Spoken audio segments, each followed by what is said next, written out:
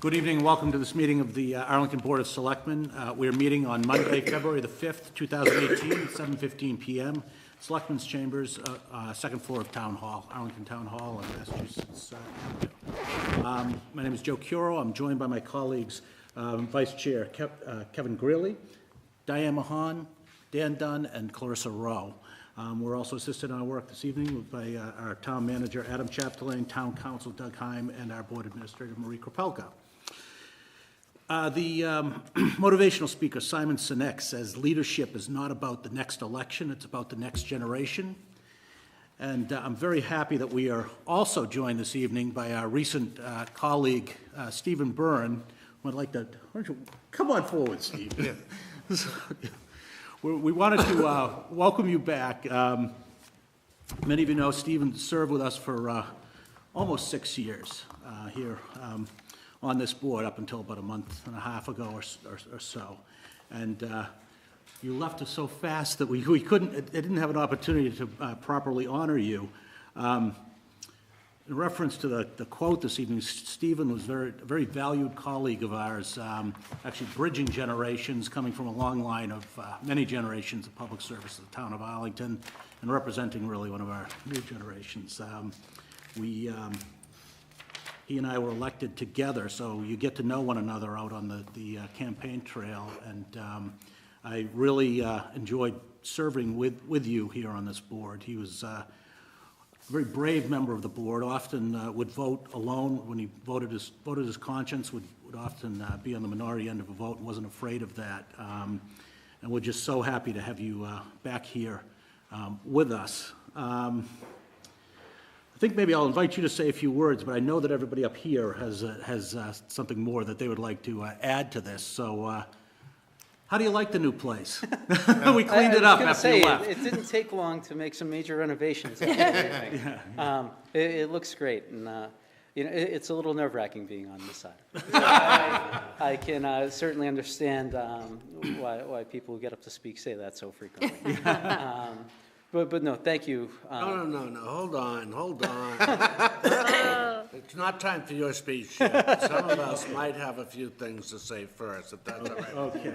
We're gonna the seniority rules. We're gonna give it to the dean here. I would like to question everyone's vote for making Kevin vice chair after me stepping down.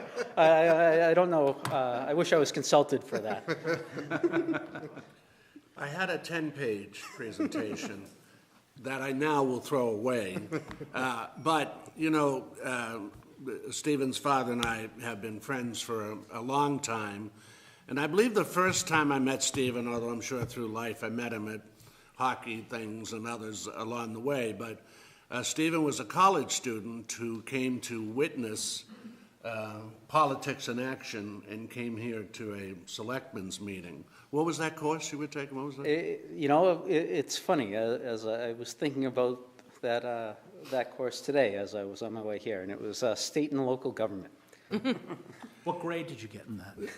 An A, believe it or not. Very good. Well, one of the few. He was so impressed with this board that it then became a life goal of his to acquire one of these seats. And thank God he did.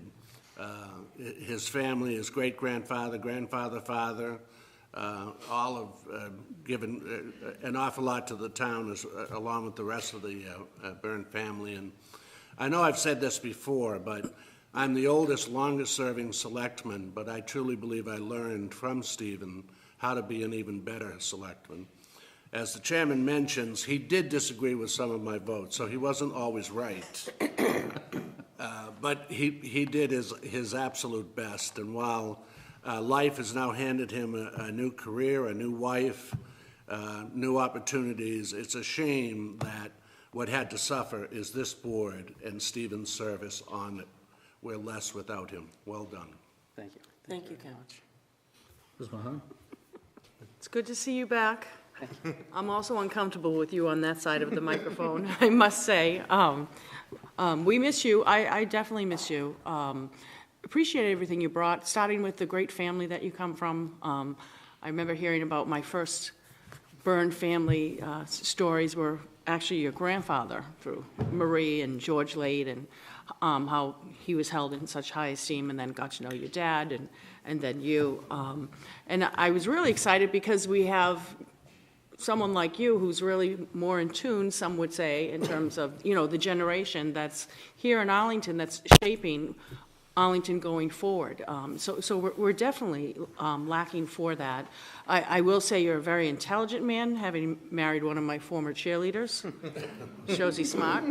No, she's a fantastic, intelligent. I agree. Thank you very much. Extremely personable, compassionate young woman, and you two make a fabulous couple. I'm happy for you and Jackie, as well as, the work commitments that you now have to fulfill, but like I said, it's kind of funny seeing you on that side of the microphone. But thank you so much for serving with us, and I know you won't be a stranger in the future. Or you, Michael. Mr. Dunn? I said a bunch, I think, when you took off. I think the short version is that, like others have said, I learned a lot from you and working with you, and I really appreciate we are bored because we're different people and we come from different places to where we are, and you came from a different age group and a different association with the town, as somebody who went I didn't come to the schools here, as people say. I've only lived here 19 years, and so and so that has exactly. I absolutely am, and and coming from a town with that tradition, where the other members of my family carry on that tradition. I'm the townie from the wrong town, and so, but at the same, but but I think that is I appreciated that perspective, and it was very helpful. And in particular, I think the work that you did on the Community Preservation Block Grant Group, which I got a front seat view with, and then just also what you came back with the Parking Implementation Group, which I was not a part of, but I got to enjoy the hard work that you all did for that. And so thank you very much. Thank you. Well, I'll just say, I don't miss you. And I'm really glad that Stephen and I are now working in the same office building, and we will be sharing something that we will be talking about later, the town manager's evaluation form, because a month and a half of knowledge of Adam is not really the same as 6 years. I had earlier knowledge, but I look forward to working with you on it. Yes, as do I. Thank you. I think we've all been impressed with, I think some people may not realize that while you were doing this job, you were also taking on roles of increasing responsibility, working with state and municipal government, and getting a graduate degree, and getting engaged, and getting married. So you packed a lot into the 5.5 years here.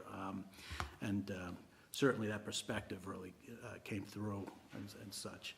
So I don't know if our professional colleagues had anything they would like to add to the... Now it's Stephen. They just missed you. I'm surprised I was given the... He's going to help with your We'll give you a evaluation. chance. Well, now that you say that. Smart. Go for the fives, go for the fives.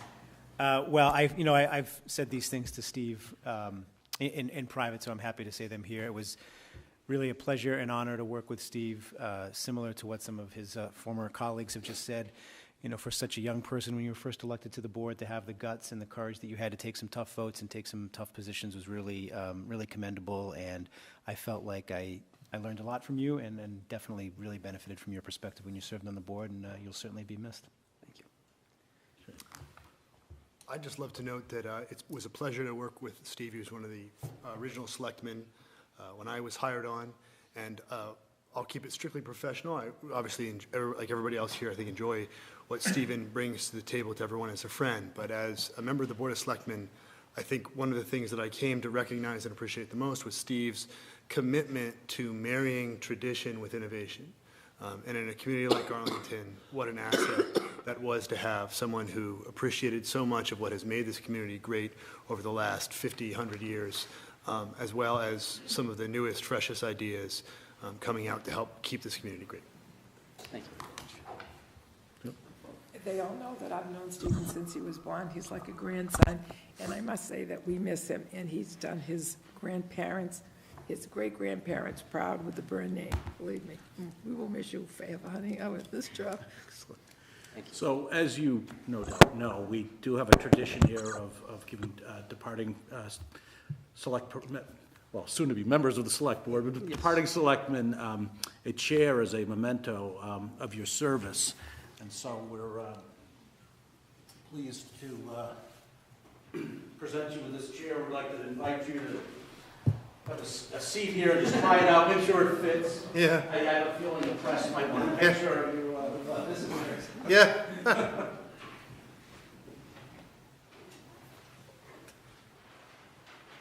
Oops, oh, wait.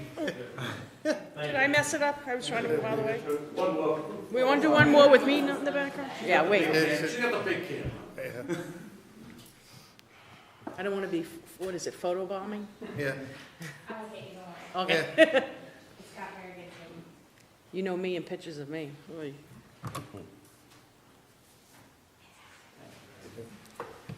Thank you very much. And we thank Ms. Pelka for. Thank you. Thank you, buddy. Carve the chair yourself. Thanks. Good luck. Only wouldn't be. Say hi. Are we going to hear from Stephen, I hope? Oh, yeah. Yes. Working its way to the microphone.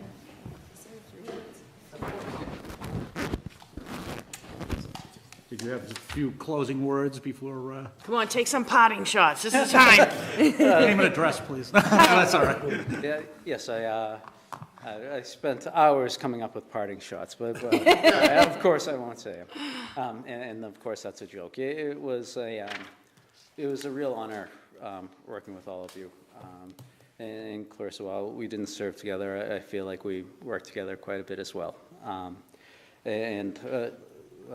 You know, I think like I heard tonight, I learned an awful lot from every one of you. I think that this board just works incredibly well together, and I know that's not the case in a lot of communities. You know, I think we served the town to the best of our ability. I think that we all took this role seriously, and we voted how we felt would benefit the town. And that's you know, a really special thing. And I think that we always did our best to serve the residents well, and I know that tradition here will continue. I really enjoyed my time here. It's you know, it's sad to step away. It's a job I loved. You know, growing up, Arlington gave me quite a bit. As was mentioned, my family's been here for a long time, both my mom and dad's side, and working in the town in different capacities. And it was just a real pleasure to be able to give something back to a place that I truly do love. And of course, you know, the work of the board can't be carried out with the Selectmen's office. And Marie is very much like another grandmother to me, and I've certainly loved working with everyone in there.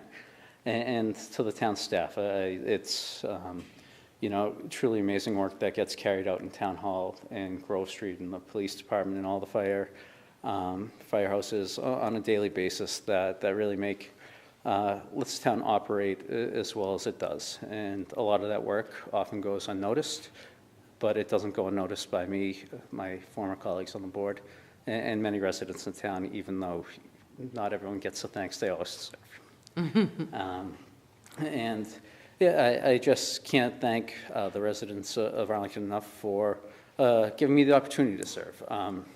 Voting for a 24-year-old to serve on the board, you know, it takes a little bit of courage, and I'm so glad it worked out the way I did. And thank you all, and I'm sure that this will not be the last time we work together, and I look forward to that time in the future. So thank you.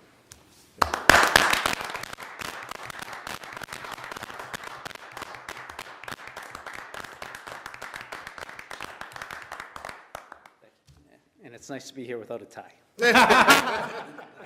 So, We'll let it go this time. Next time you come to that mic, though. you know, I actually, as I was walking in, I was like, oh, maybe I should have brought one. Totally fine. But again, thank you for tonight.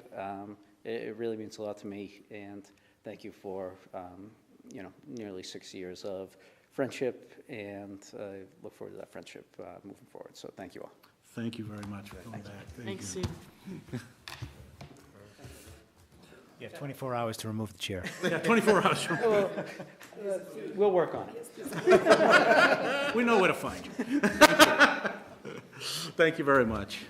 And thank you to your family for sharing yours. Thank you, take care. We notice your father has a tie on.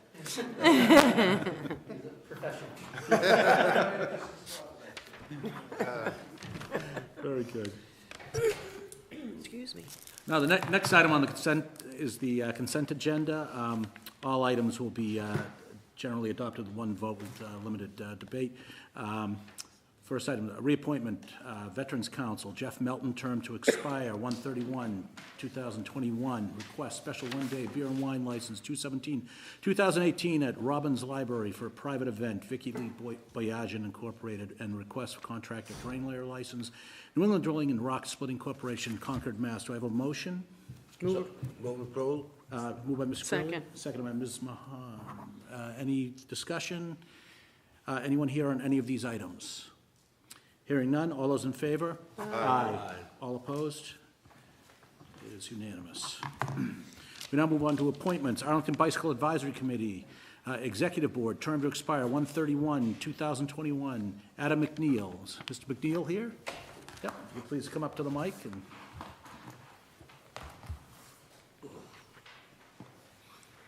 Mr. Tonkin's going to introduce... I just wanted to introduce, I'm very excited and very... Just identify yourself for the record. sorry, yeah. Christopher Tonkin, Chairman of the Arlington Bicycle Advisory Committee. Yeah. I'm here to present Adam. We're very excited he's been put forward for your approval to the Arlington Bicycle Advisory Committee. He's been coming to our meetings for a year or so. He's been a great addition. He's working on the Facebook page for the group, and so we're very pleased that he's going to be joining us if you approve of him. Certainly. But also, there's two other quick things I want to get in. First of all, he's replacing Ron Sender, so I'd like to publicly thank Ron Sender's work over many years. He's been a great addition, and we wish him the best in his retirement. We hope to keep seeing him at the meetings, but he's no longer going to be an official member of the board. Third thing, quickly, our annual social is on the February the 20th. It's on the town website. That's all I'm going to say about it. Please, everybody who wants to come, please come. Look forward to seeing you. Thank you. I'd like to introduce Adam for your... Thank you very much, Mr. Tonkin. Thank you, Chris. Thank you, Mr. McNeil. Why don't you, if you could introduce yourself and just tell us a little bit about yourself and why you want to be on the executive board of the ABAC. Sure. So my name's Adam McNeil, as introduced. I have been living in Arlington for just under 3 years now. Originally moved up to the area for college, and then I stayed in it when I got a job in research over in Lexington, a biotech company there. I bike most days as a commute. That's how I originally got into it. I biked to work today and came back here as this general get-up. So I originally actually saw a announcement in a town email about a year ago about a different retirement. At the time, I did not even know that the bike committee existed.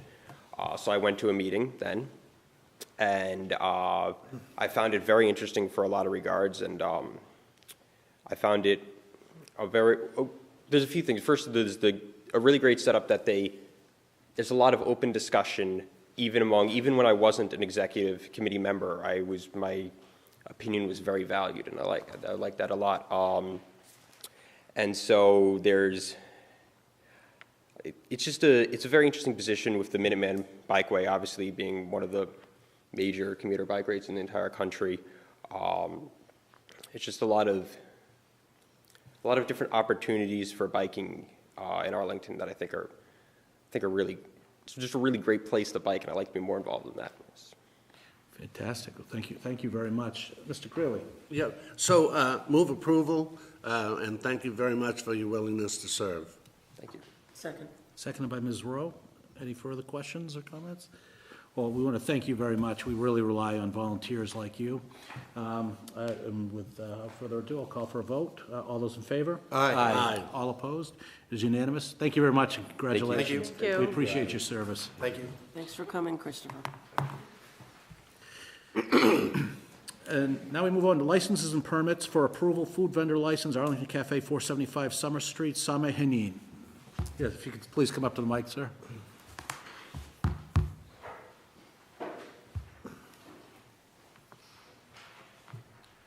apologize if I mispronounced your name. No, Yeah. Sam Hanan is good. Yeah, thank you. My name is Sam Hanan. I have been 17 years on a business, and I just take over on Arlington Cafe like a year ago. Okay. So I'm just running the business. It's a family business. I take over my cousin, and we keep running the same thing. Everything is the same. We do great pizza and frozen yogurt, and we make everyone happy. Especially Mr. Dunn? Yeah, no. How did you know? How many times have you said it? You're right down the street from me, and you're my. Yes. Yeah, your muffaletta is fantastic. Yes, try to do our best, everything, everyone happy from us. And Am I interpreting that comment as a motion? I move approval. Is there a second? There's a second. Any further discussion?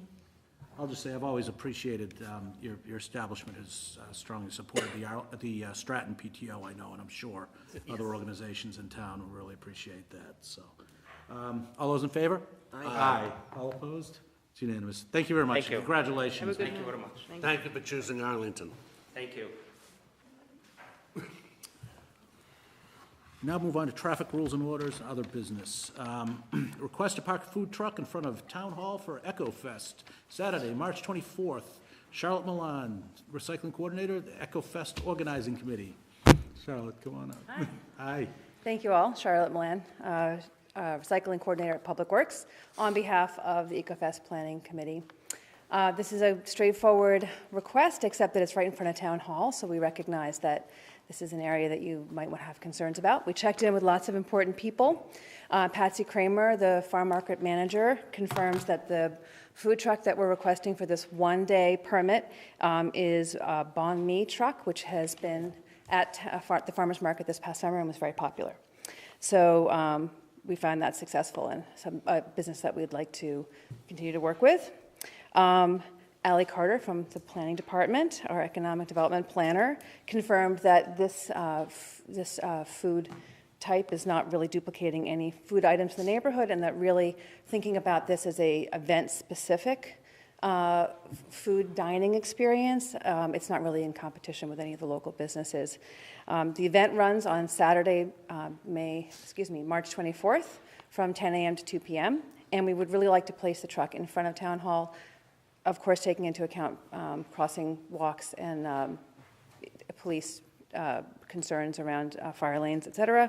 But we really think this would add a lot to the event and would really draw people in, and we hope that you would consider supporting it. Very good. Thank you very much. Do we hear a motion? Ms. Rowe. I'll make a motion to accept it. They have a food truck right outside my office, so I often have lunch there. Very nice people, good cuisine. Do I have a second on that motion? Second. Oh, I think Mr. Dunn had it. Yeah, Mr. Dunn. Sure. Any further discussion or questions, comments? I just want to thank you for the work on Echo Fest. It's always an excellent event, and I know that you've been alternating now with the community, what did you call it, the Civics Day last year. Civics Day yeah. last year, and so this will be, it's been 2 years now since People Echo miss Fest. us. So, yeah, they do miss it, and so look forward to it, and I think it's great to have a way to try to draw folks in. So, on a motion by Ms. Rowe, seconded by Mr. Dunn, all those in favor? Aye. All opposed? It's unanimous. Thank you very much. May I add one more comment? I just want to say that Food Link has been a fabulous partner in supplying snacks to the organization, to the event every year, and they will continue to offer free snacks during the event in the garden hallway as well. But we just wanted to be able to give people lunch if they were in between errands on their Saturday adventures. So thank you very much for your support. Thank you very much, Charlotte. Now we move on for approval, application to Ways Connected Citizens Program. Mr. Chapdelaine. Right, thank you, Mr. Chairman.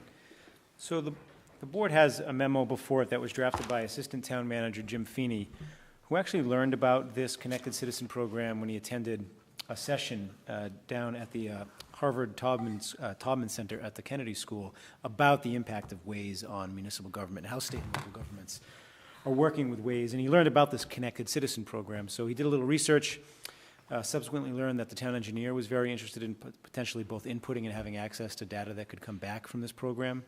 So in a nutshell, Waze, the transportation app that some of us may use and many residents certainly use, will allow for a municipality to apply to this Connected Citizens Program and be able to input data, road closures, traffic detours. Mr. Feeney gives the example of when we close Mass Ave for Patriots Day Parade or Town Day, or even something much more minor like a water main replacement or road paving. We could input that data into Waze so that people utilizing Waze would know to find a different route around whatever that detour or impact might be. But in response, we would be able to get actual data from Waze in terms of throughput and the routes and manner in which people drive through town, which we could use to make transportation decisions, which could become even more advantageous as we start to look at signal prioritization and potential for bus rapid transit in East Arlington if we really have data from multiple ports as we're trying to make this decision. So there's no guarantee that Waze will accept us, but tonight was looking for the board's endorsement in sending in an application for this to see whether or not they would consider allowing Arlington to become part of the program. Great. Thank you, Mr. Manager. Any questions, comments, or motions? Mr. Greeley. Well, move support or approval? Endorsement, yeah. Endorsement. Yeah. And remember, Adam, I don't know, a few meetings ago, we had Lake Street residents who, we often have Lake Street residents, but one of the things they were raising is that Waze Exactly. tells them how to go through neighborhoods. Exactly. Can we combat that with this, with our, what you're recommending here today? I wouldn't be comfortable saying that we could combat it, because the way it works is data gets input into Waze, and then it basically makes its decisions of how to tell people to drive based on that. So our limited experience has been the best way to combat it is to do what the board has done and put up some type of either timed restriction or just general restriction on a road. Users will see that restriction, input it into Waze. Waze will stop routing people through that intersection. So that, I think the example you might be thinking of is a do not enter at Princeton Road to stop country traffic on Alfred and Lakeview. And I happened to be talking to one of the leading proponents who was one of the residents who came in, and he said after 2 or 3 days, once the signs went up, after the data had gone through Waze, the traffic just stopped. Great. So I think the best way to combat it is to strategically consider regulation like that. It's a little easier said than done because there's always, you push on one end and something else happens on the other. So it does take careful consideration, but I think that's the best way to combat what you're describing. Thank you. Would I be, before I throw it to another colleague, would I be correct, though, in that example that participation in this program, we could get that restriction recorded with Waze faster than we do now, because obviously there's a lead time to get the sign and then for people to adjust their driving behavior, et cetera, et cetera. Yes, I believe that's true. Thank you. Is there a second on Mr. Greeley's motion? Second. Seconded by Mr. Dunn. Any further questions, comments? Okay. I'm very interested if, what traffic data they're gonna eventually open up for us, if any. Like, I think that's gonna be, just learning, we talk about doing traffic counts, Yeah. and stuff like that. I think the information that we get, if we can get them to open up and start sharing some of that information back to us, I think that's gonna tell us a lot of things that we don't currently know about how people drive through Arlington. I think you're right. My understanding is we will get volume and route data if we're accepted. So. That sounds fascinating. I mean, and I don't mean this, I mean in a useful, fascinating way. I totally agree. Okay. And just very briefly, I want to congratulate the town manager.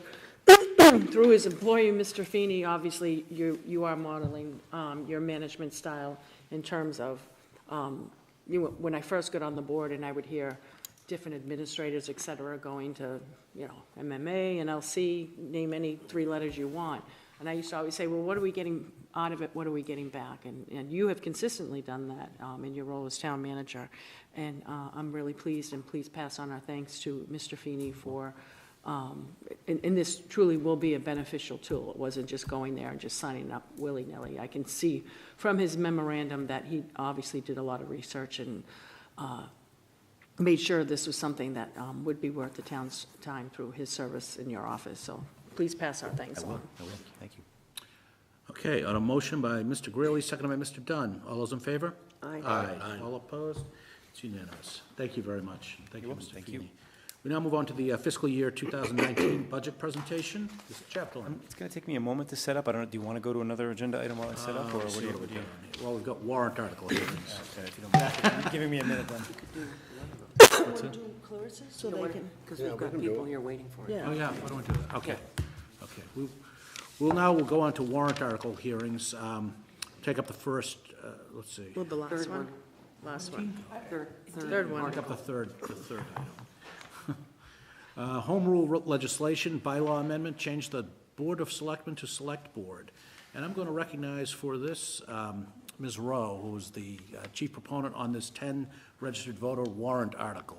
Well, thank you, Mr. Curro. I am not my usual perky self because I've had food poisoning all day. But I am very glad that I have some help in the back row. And those women are not back rowers, let's put it that way. But the reason for this, I'm a great historian. I love the sign out in front of the Selectman's office that says Board of Selectmen. That kind of thing shouldn't change because it talks about our history. I was very grateful today because the town treasurer brought me an auditor's report from 1913, which has only men in it, because only men were allowed to vote, and they had to pay a poll tax. And so things have changed a lot in 100 years. And I think it's time to get with the times. This is the 21st century. And I want to encourage younger women in town, and we have a lot of them, to step up and run for the Board of Selectmen, the Select Board, because I think that's the way. I was very lucky. I served with Diane Mahan and Annie LaCourte at the same time, but that's unusual, and I think we need to foster the appreciation for what the board does and how we can get younger women especially involved. And I will now turn to Naomi, who actually had the same idea I did, but she was very busy because she has children and she had to be running a conference. So I did the legwork this time, but she'll do it in the future. Come on up. I'd like to recognize my Precinct 15 town meeting colleague, Naomi Greenfield. Hello. Naomi Greenfield. And I wrote something. That's okay. If you don't mind reading this. I haven't been in this room yet, so it's my first time here. And thanks so much to Clarissa for inviting me, and I'm glad to have the opportunity to speak with all of you today. When I was growing up, my brother used to like to tell riddles, the ones that had a trick surprise ending, but that seemed obvious when the punchline was revealed. This one was an old favorite. A man and his son are driving in a car one day when they get into a fatal accident. The man is killed instantly. The boy is knocked unconscious, but he is still alive. He is rushed to the hospital and will need immediate surgery. The doctor enters the emergency room, looks at the boy, and says, "I can't operate on this boy. He is my son." So the question in this riddle is, how is this possible? It has stumped people for generations, but the answer is simple. The doctor is the boy's mother. The fact that this riddle continues to stump us illustrates just how common gender stereotypes are and how deeply rooted they are in our minds and our understanding for what roles women play in society. So fast forward 30 years, and my brother is married to a female surgeon, and I am standing before a board of selectmen that is not all men. The warrant article I'm speaking to today offers this simple request. Let's take a step away from language that indoctrinates our gender stereotypes. Let's use language to codify what we're doing in practice, which is to open the door to the voices of the people of Arlington, both women and men. Arlington would not be the first town to recognize the need for this name change. Over 40 Massachusetts towns, Wakefield, Brookline, Newton, and Amherst, to name a few, have switched to non-gendered names which better reflect the duties and compositions of their groups. Just as we as a society have switched to police officers and firefighters, it's time to change the name of the Board of Selectmen to Select Board. This change will reflect our commitment to diversity and inclusion and will hopefully pave the way for more people, women and men of all backgrounds, to have a voice in our community. Last year, I sat in Town Hall as a newly sworn town meeting member, still trying to figure out where to sit and what buttons to press on my clicker, and when I should speak up and when I should listen. As I looked to the seats at the front of the hall facing me, I was struck to see just how many of those seats were filled by men. I was proud to see Diane amidst a sea of men, and always impressed when Christine Bongiorno was called to voice a perspective from the Department of Health and Human Services, which she did with confidence and an incredible depth of understanding. But both of these women were outnumbered. The body of leadership in our town was overwhelmingly imbalanced in its representation of 50% of the population. To this day, I'm haunted by the words of my mother telling me in 1984 that we're just not ready for a woman on the presidential ticket. But I also have the voice of my daughter in my head, who at 6 years old on November 9th, 2016, said to me, well, maybe another girl will run for president. The women who are running for office in record numbers in the wake of the 2016 election know that they are up against deeply rooted stereotypes about women in politics. I know that changing the name of our board from Selectmen will not immediately change the people who fill those seats, but maybe it soon will, because words matter, and language matters, and ultimately representation matters. I believe we need to use language that represents what we strive for, not what we used to be. We need to show women and girls like my daughter that we want to hear their voices. And we need to show them that if they choose to run, and if the people of Arlington elect them, that there is a seat for them at the table as a member of the Select Board. Thank you. Thank you very much. Thank you, Naomi. Is there anyone else wishing to speak to the article? Yeah, please come forward. Hi, my name's Lori Lennon. I'm a single mom and an Arlington resident, and I just wanted to read a statement really quickly. I fully support Clarissa and Naomi in this endeavor to change the Board of Selectmen's name to represent something more equitable for all members of the community, regardless of gender. As a mom of a young girl, I know that words matter, and giving women and girls the opportunity to be equally represented in spaces such as elected office will open more doors, opportunity, and access to all. The time is now to make this change happen.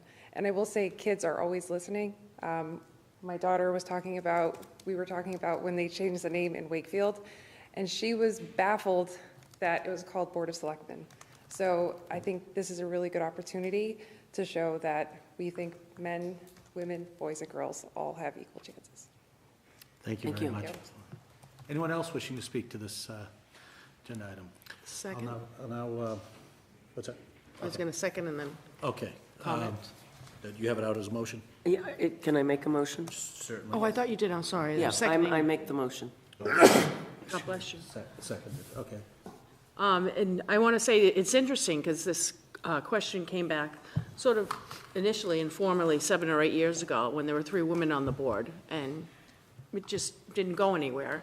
And when Clarissa first told me that she was going to file the warrant article, and she said, you know, let me know what you want to do, no pressure either way, I said to myself, well, you know, it's the history and all that, and something I commonly do, being up at Arlington High School so much, I asked some of the female and male student athletes as well as students, and I said, oh, you know, because believe it or not, we talk politics, because I'm always trying to encourage them, you know, to get involved and get involved early and often. And I mentioned that this particular warrant article was coming up, and I said, you know, I'm not really sure what to do because it really doesn't matter to me. The very charged reactions that I got from both female and male students up there who I had never heard this before. They said, it didn't bother me that, I said, I can handle being a selectman. I don't really see the men or the whatever. And they said, well, that's because you're generationally, socially conditioned. And then they explained that was what that was to me. That's a long way of saying that we're old. Yeah. No, but they have words, you know, phrases for everything. And then, you know, they were explaining to me, and the more they said about it, and I said, well, this is really important to you all. And similar to what, you know, both Naomi and Lori said, they said, you know, we know it's kind of like a title change, and it's not going to, you know, change Arlington or the world or anything like that, but that they felt it was such a small change that's so long overdue. So the next time I saw Clarissa, I'm like, give me that piece of paper, because, and you're right, I don't mean to call you by your first name, I should say Miss Len. Okay, the kids really do listen, because, you know, I hear it from the high school and middle school, you know, when us town leaders are going the right way, and sometimes they don't understand the way we go. So that's not just a quick thing to say. They really do listen, so thank you. And thank you, Ms. Rowe, for bringing this to us. Mr. Dunn. I'm definitely going to support this, and I will say that my thoughts on it have evolved over the years, and I can tell you about that a little bit. So my mom was a selectman, and so that's why, part of the reason I'm here is because people say, oh, why did you run for selectman? I say it's genetic. Because and it is. I mean, as many of us up here know, you learn. And the other thing is I think about it as has been mentioned a couple different times. When I came on the board, it was majority women. And so in some of this, I say, there's elements of this where I'd said, this isn't a problem. My mom could be a selectman, 25, 30 years ago, and we can have majority women of selectmen in Arlington. There isn't, what is the problem that we're trying to solve?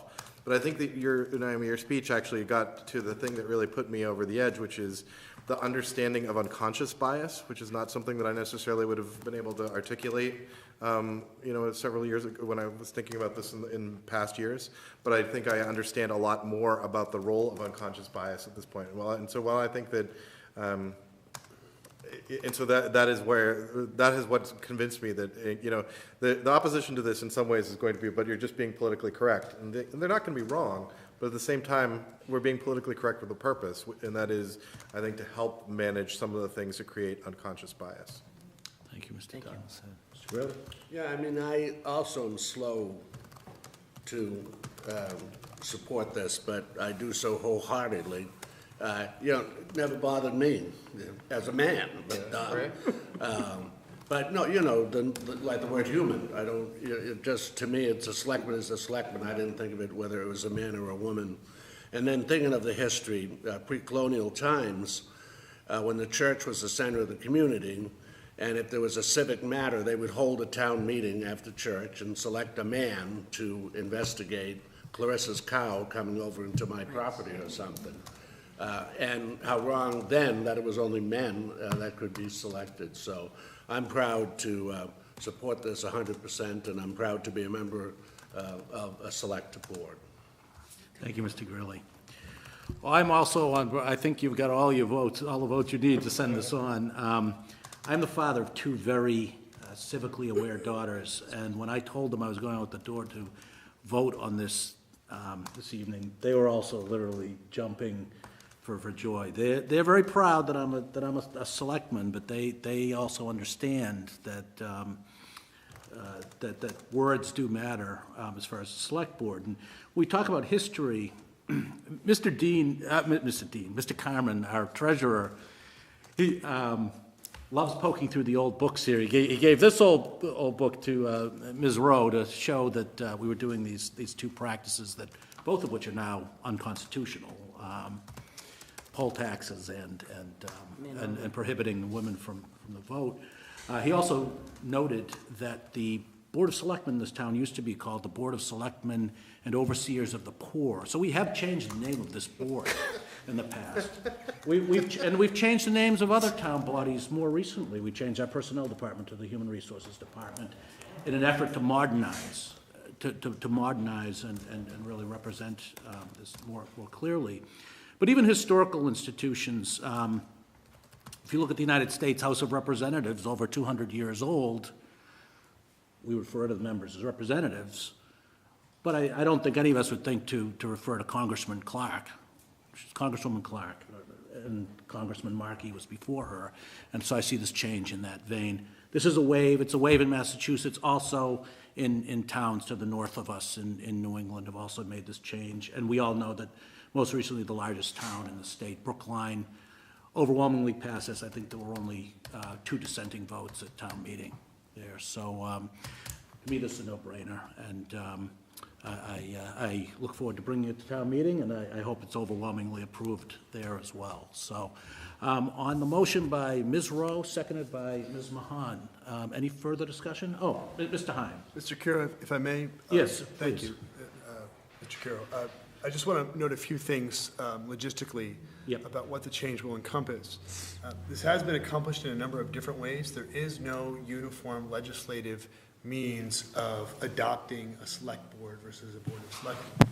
My suggestion in this context, I just want to be clear about something so folks aren't especially given that folks came out tonight to talk about this, is that we change the town bylaws as well as submit home rule legislation to amend the Town Manager Act to essentially replace all instances of Board of Selectmen and related gendered pronouns with Select Board and members of the Board, the Select Board, Select Board members.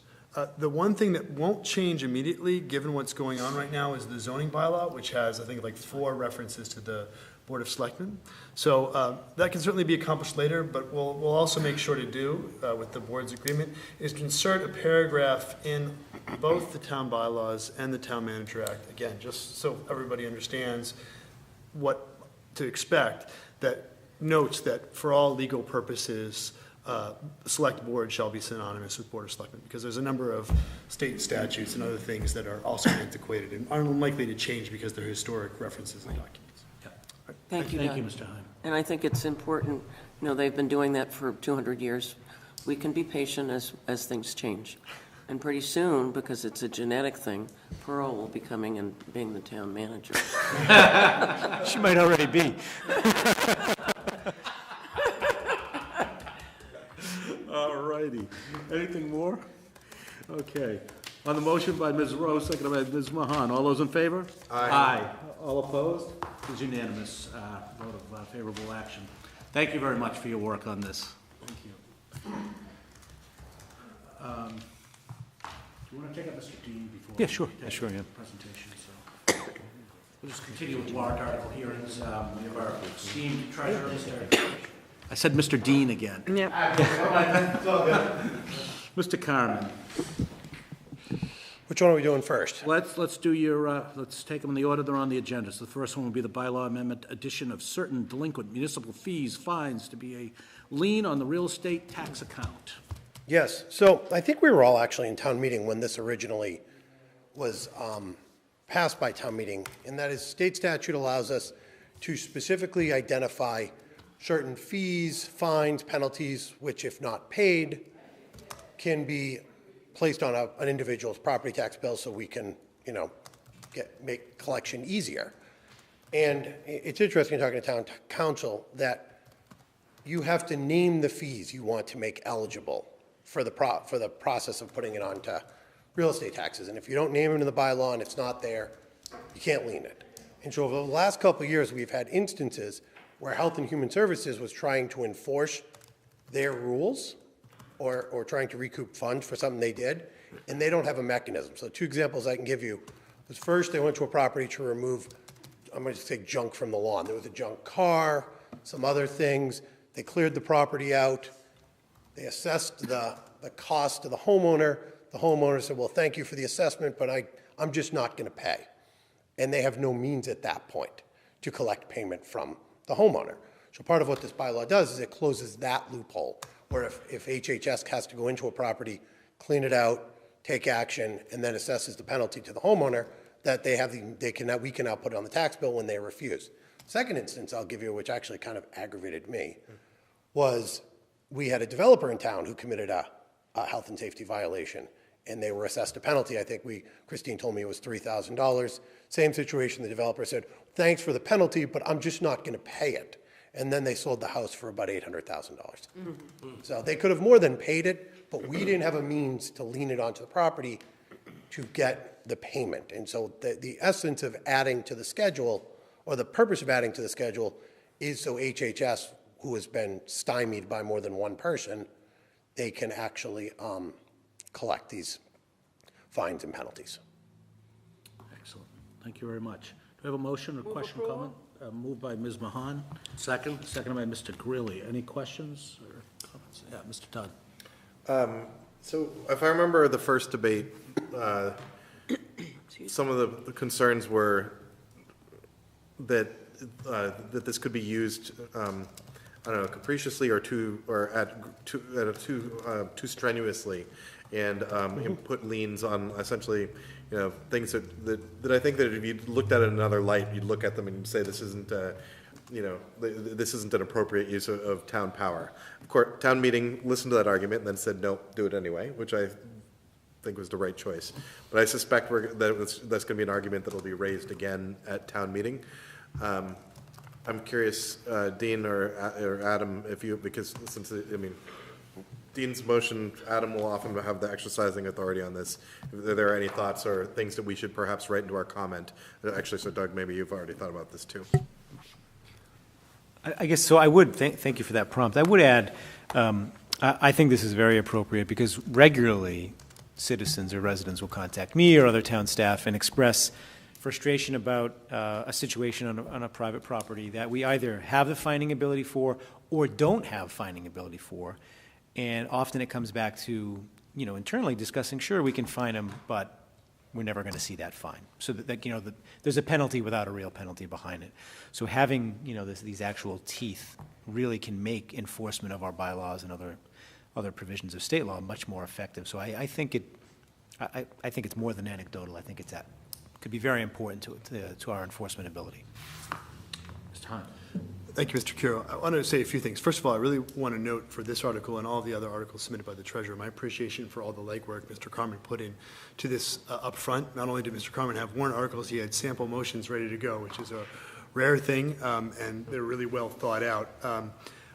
Secondly, I want to note that there is a process to recover some of these fees, but it's extremely inefficient, especially for the amount of money that sometimes we're trying to collect, which is the non-criminal disposition provision, which essentially means that I'm going to court to try to collect $300 from somebody, which is a really problematic inefficiency. And as you can imagine, the courts don't love these cases. Juries do not love cases about this type of thing if they actually get to an amount of money that might approach something like a jury situation. One thing that I will work with Mr. Carmen on pending the approval of this board is refining a little bit. I will note that in my just comments, I listed some examples. For example, charges assessed for enforcement of junk car remediation under Title V, Article 2. Charges assessed for the enforcement of retail, food stores, common victulars, and food vendors remediation under Title V, Article 6, Section 4. Those aren't necessarily the list. And I'm going to work with Mr. Carmen and Health and Human Services to refine it because the Department of Revenue, it's not per se that they're going to say that they'll reject this bylaw. It's that we don't want to get to a situation where someone can appeal something to court with respect to something that's on their tax assessment on the grounds that it's just too general. So I think that is one way, Mr. Dunn, that we can respond. And it may have been part of the discussion in years past. So I'm happy to work with Mr. Carmen and Ms. Bongiorno on nailing down what are the best things to add to the list. Is that a fair assessment, Mr. No, that's fair. And then the one thing I would add is we spent a couple weeks looking, sort of what you said, Dan, about, how is this power used? And so this bylaw has been in effect for a while now, 10 years. And we were trying to find an instance where the town wielded the power irrationally. And so I started asking the staff in the treasurer's office if they could think of anything. And they all just consistently said back to me, I said, Dean, we don't want to lien properties. We just want to collect the payment. Like, it's not what we want. This is a last step. And so even if what they pointed out to me was, even if you look at the process where we lien a property for not paying real estate taxes or water bills or anything like that, it's not like you don't pay your Q2 bill and we run down the courthouse and bang, we lien the property. First of all, we wait for the fiscal year to end. So, you could actually just not pay Q1, Q2, Q3, Q4. We send you multiple letters, and we send it by every means. We email if you give your email. We send certified mail, UPS, FedEx. We just keep pelting you with letters. And then finally, when you don't respond, and usually what happens is you don't respond, we then send you one saying, hey, by the way, if you don't pay by next week, we're going to lien the property. And then they show up and pay the bill. And they show up right away and pay the bill. They're not joking anymore.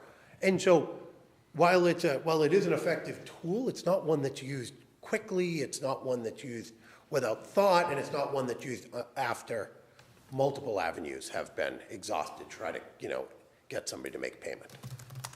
Thank you. I'd like to also test an assumption on my part that because I can imagine the argument at town meeting, this is not about any big revenue measure for the town and try to make a big money grab. This is more about giving us a tool for enforcement. I mean, I'm assuming that the overall dollars that we're looking at here are pretty small in the scheme of the budget. Yes, and it's about fixing a loophole. Right. Because, look, at this moment, if you would like to get rid of your old car, put it in your front lawn, put it on cinder blocks, and call public health. They'll remove it for free. That's the truth right now. And you really don't want that to get out, that's the truth. And so by closing loopholes like that, you make sure that this doesn't happen again. Yeah, fantastic.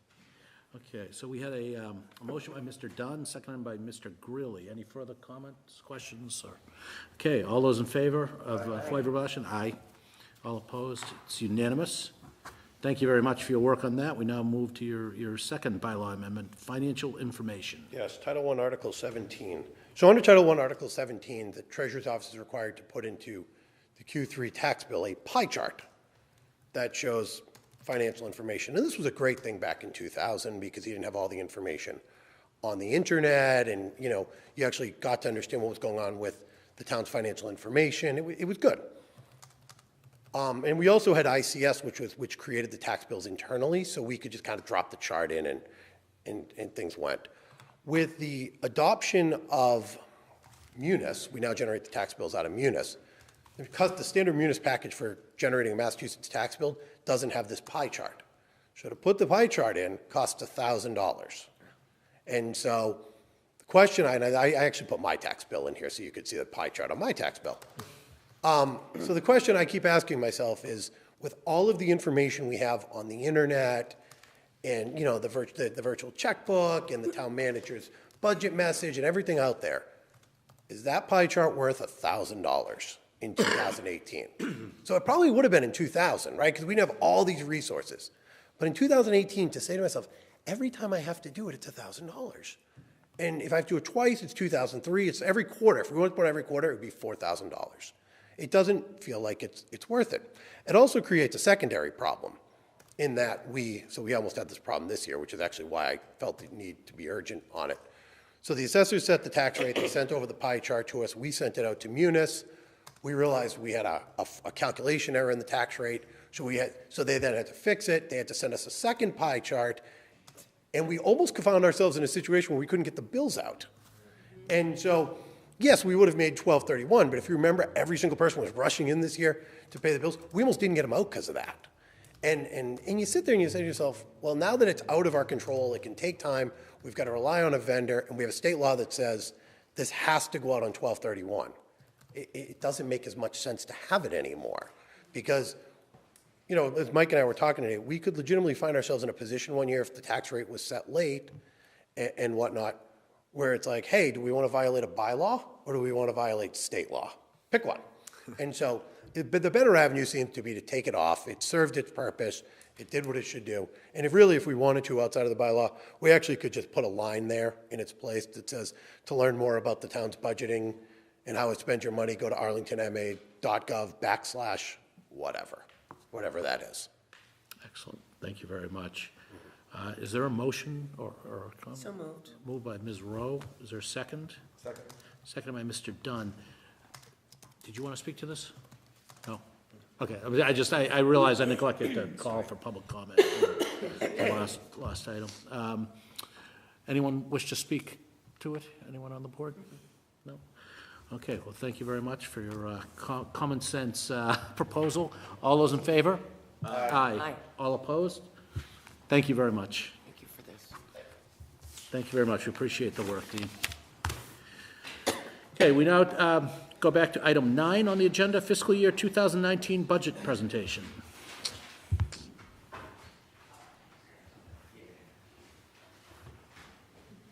Doug, why don't you pull Steve's chair over to something? No, sir.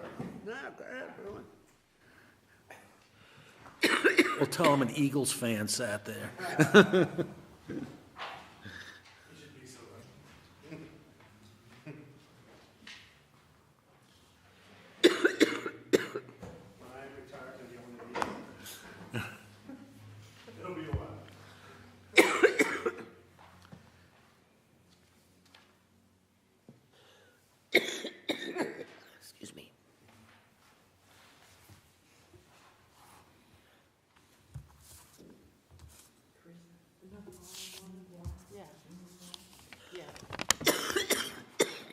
Thank you. Excuse me. I'd give you a sip out of mine, but you get this cold sore.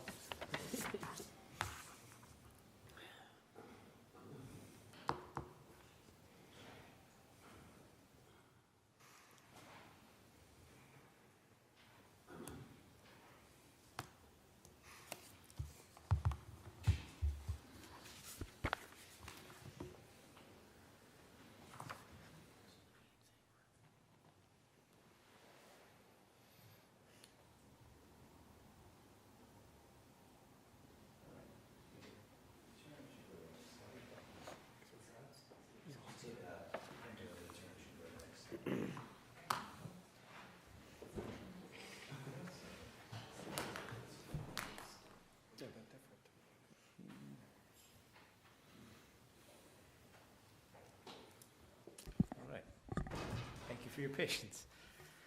So like I did last year, I wanted to provide the board with a brief overview of the FY19 budget proposal, sort of as a kickoff to both the budget season as well as the town meeting season, where beginning tonight, following that, the Finance Committee and then ultimately town meeting will be reviewing the FY19 budget, and then hopefully having a dialogue about the town's long-range financial outlook as well. That really is an ancillary benefit of talking about this tonight, is hopefully for the millions watching at home, bringing to their attention the town's long-range planning efforts, as well as the short-term planning efforts involved with the FY19 budget. So to the next slide, Doug, just a little overview of what I'm going to talk about. I will highlight the process that we follow in building the budget every year in terms of building the operating and capital budgets. I'll then talk a little bit about the budget itself, a high-level overview of what's happening in the FY19 budget. I'll provide some highlights, focusing in on the school budget, which is the biggest expenditure in the town budget each year, as well as some highlights of what's being proposed in the town side of the FY19 budget. I'll talk a little bit about the long-term outlook in the town's long-range plan, and then close with talking about where we go from here with the FY19 budget. So the next slide. Again, I know the board knows this cold, but for the benefit of those listening at home, I'll walk through this. The town operates on a July 1st to June 30th fiscal year, so everything that we're doing leads up to hopefully having a budget in place by July 1st where we start the fiscal year. So fiscal year 19 starts July 1st of 18 and then ends in June of calendar year 2019. So to get ready for this, we send out instructions to all departments to have their capital budget requests back to the town manager's office in September. We have them get their operating budget requests back to the town manager's office in November. And the capital planning committee is meeting all through that time. And my office with the deputy town manager and the management analyst are meeting with departments during that time, both reviewing capital budgets as well as departmental operating budgets as we put together the actual budget proposal that's due in January. That culminates with a budget book that the board receives and finance committee members receive that's due on January 15th per the Town Manager Act, which was, I think, actually delivered on January 12th this year, so we came in a little early. After that book is delivered in January, or frankly more like February, the Finance Committee commences hearings, meeting with each department to go over budget proposals, hearing from me and the Deputy Town Manager about the town's long-range outlook, and then digging in on every year there's a certain few key issues that come up where either a department head or myself need to address it with the Finance Committee as we finalize the FY19 budget before it goes to town meeting. In March, the Town Manager's Office releases a more detailed financial plan for both the board and public review. It's both a narrative-based and numbers-based budget that outlines a lot of key statistics, compares us to other communities, looks at years past, projections forward to look at how we're doing financially. In April, hopefully, working with the Finance Committee, we've wrapped everything up and there's a completed Finance Committee report to town meeting that is the actual document that town meeting will vote on to adopt the budget. What's contained in the Finance Committee report is what's actually adopted by town meeting. Normally, if things are going well, that goes before the town meeting in May, hopefully not June. And then in June, the fiscal year ends on June 30th, and that's when an adopted budget will take effect. Let's go to the next slide. The first slide is an overview of the revenues projected for the town. So what I have here is a comparison of what we had budgeted for FY18, and then also what we're looking at in our budget for FY19. First line is the property tax. You'll see that's projected in FY19 to go up by 3.4%. That is an estimate of increasing the property tax levy by the 2.5% allowable under Proposition 2.5, new growth of $650,000, and then also new debt excluded money rolling on this year. There's a significant increase as the Minuteman project is now in full construction. Those debt payments are now due, and that's why you see property taxes going up by 3.4% going into FY19. Local receipts, that's basically everything we collect that's not property tax related. That's motor vehicle excise tax, hotel tax, meals tax, and then all other departmental receipts, fees, permits, licenses, any other, again, non-property tax-based revenue that the town departments collect. For quite a while now, we've projected increasing that by $100,000 a year, and you can see that carried forward here for the FY19 budget. State aid, we project will go up by 1% each year, so you can see that represented here. Governor's budget came out several weeks ago and actually proposed to give us a little bit more than what's represented here, but talk a little bit more about this a few slides in, but we want to process that through the Long Range Planning Committee before we report that out more publicly. Below that, you see school construction aid. That's the money the town receives from the prior program before the MSBA was in place. There used to be an entity called the SBAB, School Building Assistance Bureau, possibly. Now, the MSBA gives us money real time when we're building a school. In this format, they would reimburse us as we were paying down debt over time. So as debt is paid off, they're giving us less money. So you can see moving from FY18 to FY19, there's only one more school that we're paying for, so they're only giving us reimbursement for one more school. I believe it's the Pierce School that we still have debt service on. And that will, in I believe 2 more years after FY19, all of those reimbursements from the school construction aid will go away. Below that is free cash. The town is, for some time, at least a better part of the past decade, has appropriated 50% of the current fiscal year's free cash amount. So you can see those numbers have altered, but that's simply based on what's been certified as free cash. Again, for those watching, free cash is neither free nor cash. It's simply a calculation of what's left over from unexpended funds from the prior fiscal year, revenues collected above and beyond what was budgeted for revenues, and any other free cash that was left over from the past year. So it's really unencumbered funds going into any fiscal year. Other funds are actually solely money that we take from the overlay reserve. Every year we set aside money for potential tax abatements. If there are any surpluses left, we ask the Board of Assessors to declare them surplus, and then we use them as an operating revenue. Last year, there was $500,000 declared there so that we could fund the town-wide 9-year revaluation, which was costing $300,000. This year, we're going back to just budgeting the normal $200,000 that we ask for in surplus. The last revenue that you see here is perhaps the most important to point out this year. This is the first fiscal year, FY19 will be the first fiscal year since the override passed to go into effect for fiscal year 2012 that a withdrawal from the override stabilization fund is proposed. Every year between FY 2012 all the way up to FY 18, there was a deposit made into the override stabilization fund. So we were building up that balance to weather the storm of the structural deficit in years beyond. Again, FY 19, first year with making a withdrawal from the override stabilization fund. So that starts to take away from those savings and starts us to have to contemplate when there needs to be thought about an operating override again in the future. Below that, actually see a slight change from the way we've presented things in the past.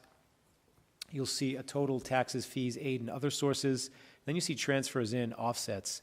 That's the money that the Water Sewer Enterprise Fund contributes to offset the cost of town departments that provide services to the water department.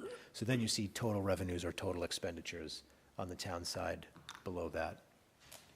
Mr. Chairman, do you want me to entertain any questions before I go on to expenditures? Certainly. Are there any questions for the manager at this point? No.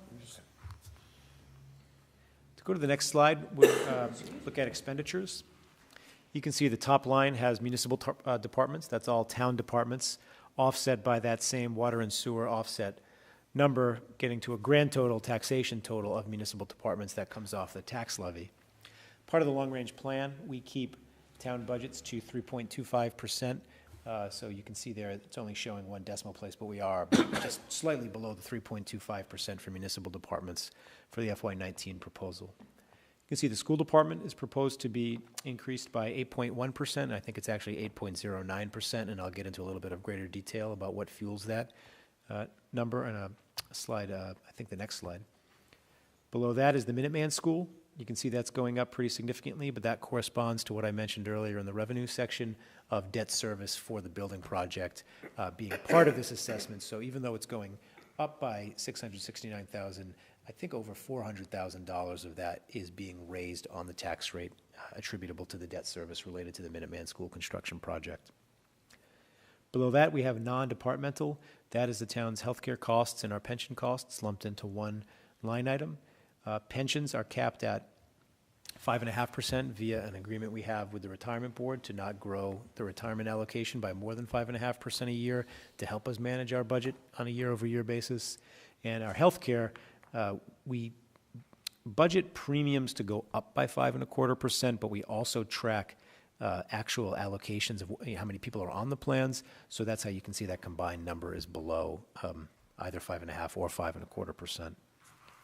Below that is the capital plan, which includes all the cash we spend as well as debt service we spend on capital expenditures.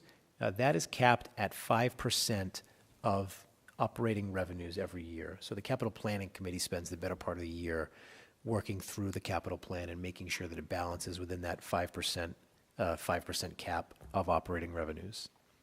Below that is where we carry the expense for the MWRA debt shift. That's the money that we raise on the tax rate, but then transfer over to the Water Sewer Enterprise Fund to offset water and sewer rates. Below that are warrant articles. Those are the various warrant articles that follow the town budget on the warrant that are not included as either school or town expenditures. The lion's share of those warrant article figures is the town's contribution to OPEB, or Retiree Healthcare Trust Fund. So of that 928, over $500,000 goes to OPEB. So the rest are the addition of miscellaneous expenditures that are outlined in the town's budget. Below that, we have what we call fixed costs, our operating reserve and election costs. We budget the operating reserve at 1% of operating revenue, and then we put the election costs on top of that.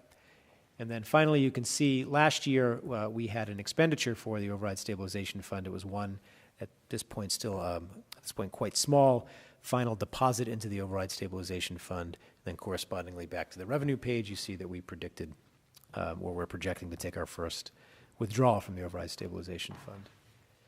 Any questions about expenditures? Mr. Dunn.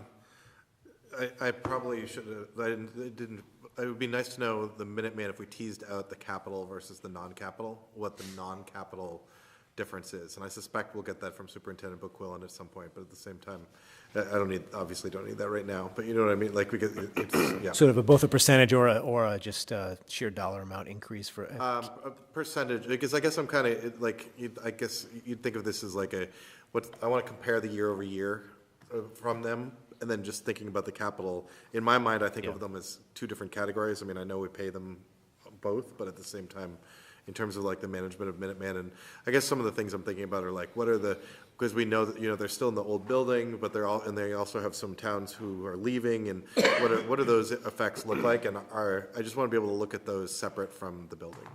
I think we already have that data, or at least the preliminary data. We can share that. Yeah, that'd be good. Yeah. Cool. And Mr. Chairman, my second one is, so on the MWRA debt shift, I would love it if this board were to ask the manager to say next year's budget, like, let's come out with a plan to start shifting that money. And whether the manager is, what Adam's thoughts on that are, and what the rest of my other board colleagues are on, but I want to work that down. So I think we are preparing. The deputy town manager and the director of public works and myself have been talking about running numbers.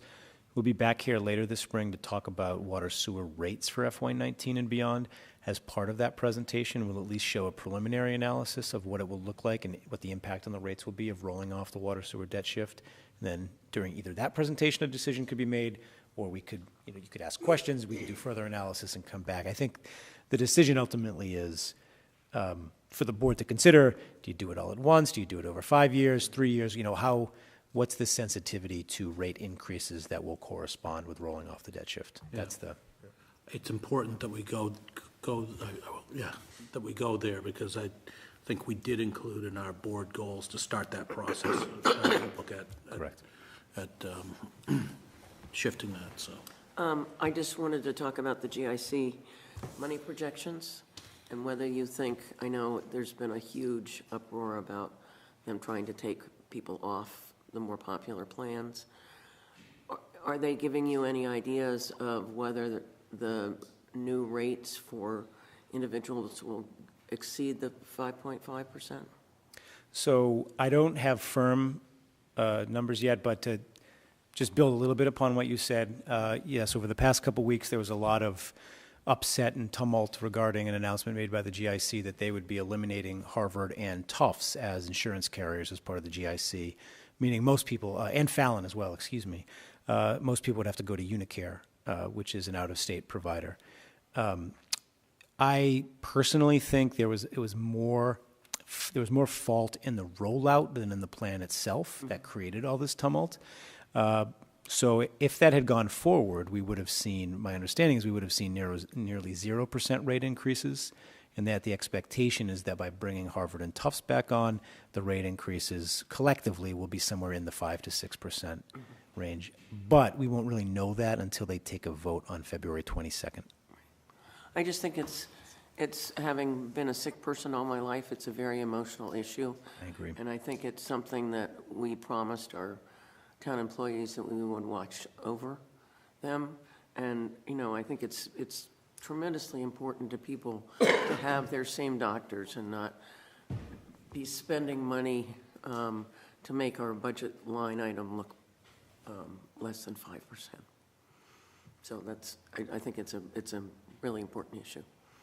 Yeah, I agree, and I should be careful because I'm actually potentially soon to be a member of the Group Insurance Commission, so I don't want to get myself in trouble before I'm sitting across from the executive director of the GIC, but I do think if they, in the future, should they consider to make a similar move, they need to start in the fall. If they're going to make an announcement of eliminating carriers, announce it in September, do hearings in October and November, be able to settle people as to whether or not they might be able to still have their same doctors under whatever the new carrier might be, and then take a vote on whether or not it's the right thing to do. I think this was too hurried, and it led to just what you described, a lot of emotion and legitimate concern based on a vacuum of information.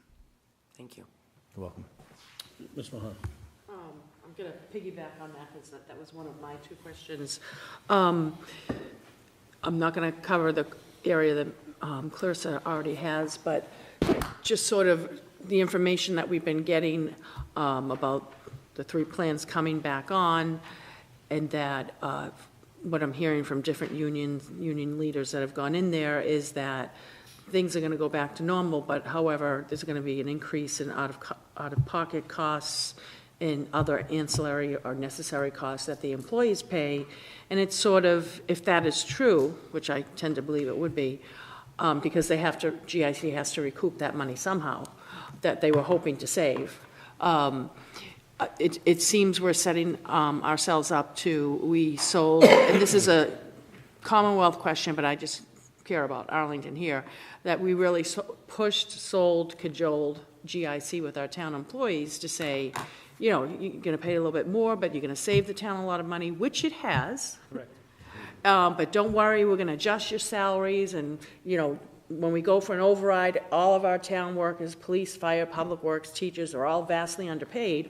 And then when we go through the, commensurate salary, and don't take this the wrong way, we're told, oh, no, we make more like police officers. They may make more than the city of Brookline, town of Brookline. But then I've heard from different union leaders that's not the case, and that's something that needs to be corrected and hasn't. And now I yet see another erosion of what we sold to our town employees that take the GIC, you're going to cost a little bit more, we're going to bump up your salaries, which kind of really hasn't happened. And I'm just wondering, so I have that issue right there, which is just, it's longstanding, and it's for you and the union leaders and your non-union employees to discuss in a different venue. But my question is, if, from what I'm hearing, could possibly happen that since everything has been brought back in its whole, that the employees are going to have to pay a lot, they're going to have to make up that difference in terms of something that was a 100, 500 deductible may become a 250, 1,000, and I'm just using that as an example. My question is, if that should happen for the employees here in the town of Arlington in the GIC, and I understand some of this gets into negotiation, so I guess I more want to make a statement. I don't know that you can respond to any of it. It would be my personal hope, not saying it is or isn't anybody else's, that if that does happen, that somehow it can, we can somehow find a way to offset.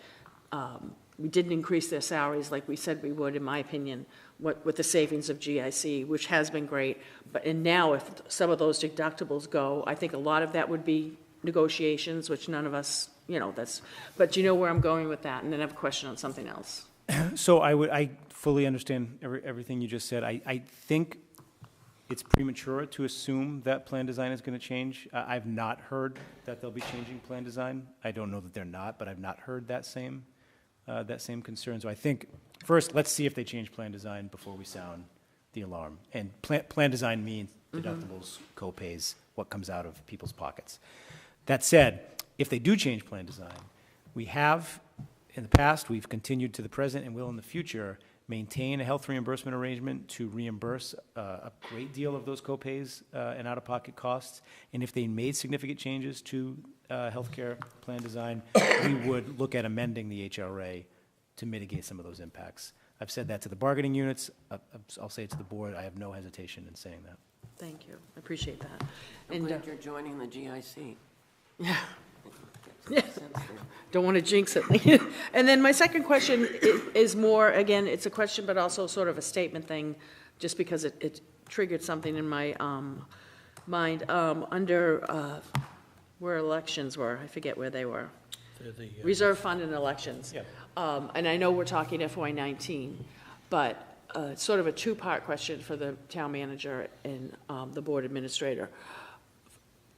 I think at some point with Secretary Galvin coming out saying that I think by 2020, or the next presidential election, correct me if I'm wrong, that it's either his goal or maybe mandate, just depends on what I read, that by 2020, cities and towns should or will be offering same-day voter registration. So what that particular line item kind of ticked for me is I think there needs to be some sort of, and it may already be meeting, we already have the new process where people came in the week before early voting. So I'm thinking of the cost of that. Then I'm thinking of if we have to implement same-day voter registration by 2020, again, that's 2020, but I'm thinking FY19, which brings me to the larger question that I think a committee has recommended either from the town manager and Mrs. Kropelka. I think we somehow really need to look at, since we're asking our clerks and wardens to really do a lot more and perhaps have a little bit more, in terms of what we're asking in terms of their resume. We really need to look at that in terms of if the position has changed and we want to attract the people that we need to do that, which large in part may be what we have. I'm trying to say this in a certain way. People have always said to me, I can't believe the selectmen only get $3,000 a year. Maybe if you got 15 or 20, you'd have more people that would be crazy enough to do this job that we're doing now. So I'm saying somebody needs to look at what our future election workers will be and how we achieve, because, initially it was just coming in, I did it myself every election for $50 to get some extra money, checking off next to a name, but now as we're evolving further with technology and rules. So do you understand where I'm going with that? I do, and I would say, though, that it's one of the admittedly very few things in Arlington that's not under the town manager's jurisdiction. So whatever the recommendation of the board administrator would be. We'll discuss that at a future. Yeah. No. Okay, fine. Discuss it at a future meeting. Anything else from my colleagues on this page? I would just note, I think you noted it on capital with the debt service, that drop is attributable to, what is it, the Audison being paid off? Is that? That is, yeah, that, yes. The Audison being paid off.